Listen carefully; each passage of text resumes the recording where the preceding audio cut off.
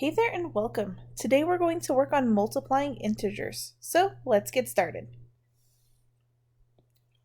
Alright, so we're going to have three different ways that I'm going to show you on how to multiply integers today. And the first one is called repeated addition. And what repeated addition really means is that we're going to take this 12 and we're going to add it to itself 4 times. Now you might be wondering what happens with this negative. And there's a rule in multiplication that says that a positive number times a negative number equals a negative number. A negative number times a negative number equals a positive number. And a positive times a positive is also positive. And so we just need to keep that in mind as we're multiplying. But so for this repeated addition, I'm really going to say 12 plus 12 plus 12 plus 12, because again, we have 4 of them. So 1, 2, 3, 4. And 12 plus 12, this here gives me 24. So that here gives me 24. And then we add those together, and that gives me 48. And remember that we had a positive times a negative. So my answer for this problem is negative 48.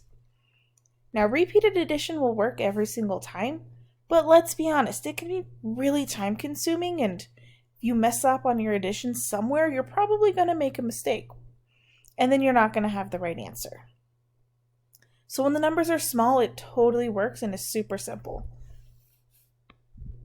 But do we really want to take 123 and add it to itself 45 times? I personally don't. So we have the standard algorithm. And we can see that this problem is a negative times a negative, and we said earlier that a negative number times a negative number was a positive. So I know that my final answer is going to be positive. Now the way that the standard algorithm works is that we take our two numbers and we line them up vertically. It doesn't really matter which one goes on the top, but I personally like to put the one with the most digits on top. So I have 123 times 45. And then I'm going to take my 5 times 3, which is 15. So I'm going to bring down the 5 and carry the 1. 5 times 2 is 10, plus 1 is 11. Bring down the 1, carry the 1.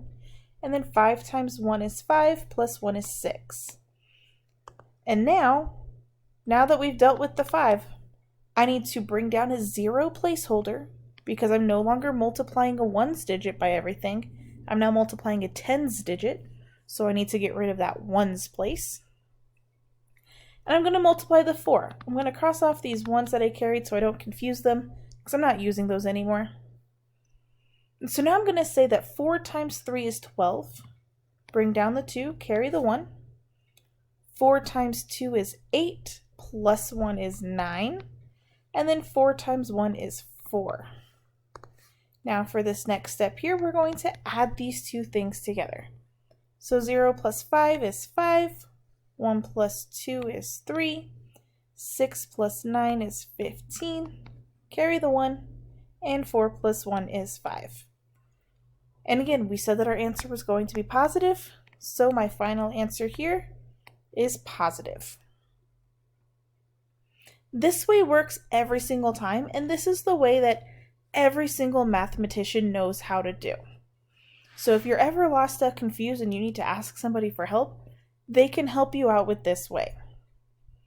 But for some people, it's really confusing, and I totally understand that.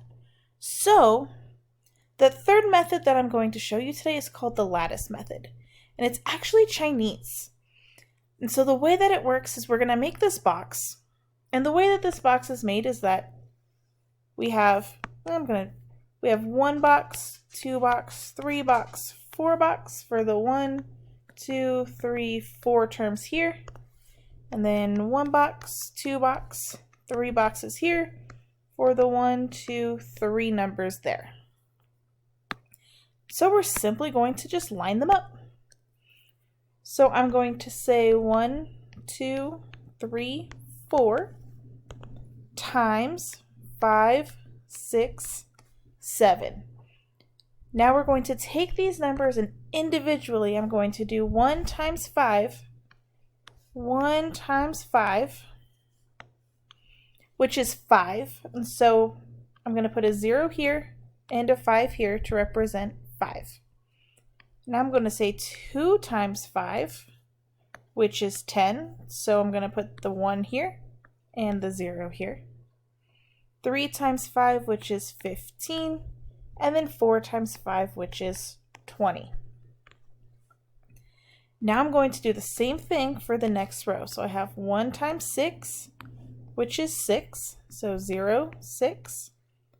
2 times 6, which is 12. 3 times 6, which is 18. And then 4 times 6, which is 24. All right, and then one more time, we're going to do 1 times 7, which is 7. So I'm going to write 0, 7. 2 times 7, which is 14. 3 times 7 gives me 21. And 4 times 7 is 28. So now that we have all of our multiplication together, we need to multiply. Or, I'm sorry, we're not going to multiply. We're done with that. We need to add these diagonals that you see that we've drawn. So here I've got the 0, and when I add the 0 with itself, I get 0. I have 0 plus 5 plus 1, which gives me 6. Now here I have 0 plus 6 plus 1 plus 0 plus 6, or 6 plus 1 plus 1, which is 8. And I have this big one here. Don't let it freak you out. Right? 7 plus 1 is 8, plus 2 is 10, plus 1 is 11, plus 5 is 16, plus 2 is 18. 4 plus 2 plus 8 plus 2. 8 plus 2 is 10. 4 plus 2 is 6, so 10 plus 6 is 16. Then I have 1 plus 2 plus 4, which is 7. And then this final number of 8. Let's scroll just a bit so that we have some more room. So now we're going to take all of these numbers and we're just going, let me rephrase, we're going to take all these green numbers that we just made and we're just going to put them in order. But if you notice, here we have this 18 and the 16 that we need to deal with. And so I'm going to bring down my 8. I'm going to bring down my 7. I'm going to bring down the 6, but remember, normally when we add and we have to carry, we need to carry because the number goes over 10. So that's what we're going to do here. So this 1, I'm going to add to this 18. So I'm going to make it 19. So I'm going to bring down a 9 and then carry a 1 over to here. And so 8 plus 1 is 9. And then this final 6 goes in front. And a comma if you so wish.